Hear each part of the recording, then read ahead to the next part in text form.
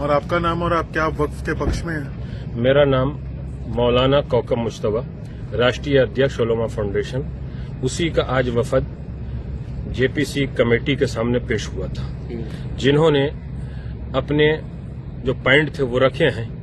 इसलिए कि जब से 1954 से वक्फ एक्ट बना है और उस 1995 तक और 2024 तक औकाफ को बर्बाद किया गया है।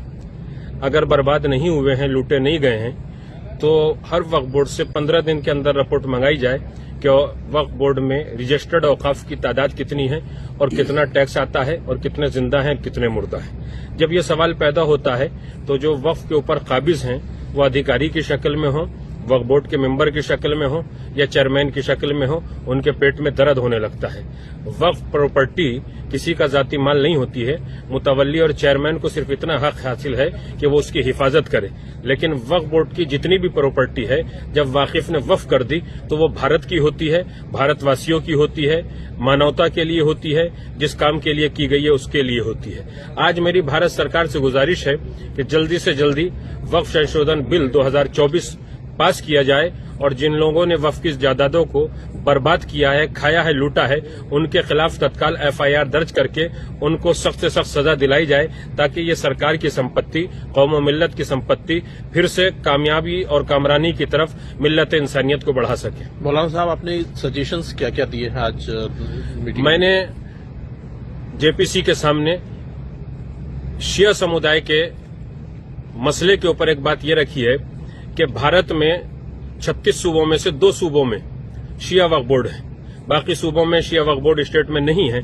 तो मैंने कहा है कि इन 2 सूबों से वक्फ बोर्ड को खत्म करके पूरे भारत का शिया वक्फ परिषद की शक्ल में, शिया वक्फ बोर्ड की शक्ल में या शिया वक्फ काउंसिल की शक्ल में एक बना दिया जाए, ताकि किसी भी सूबे में किसी शिया को परेशानी न हो।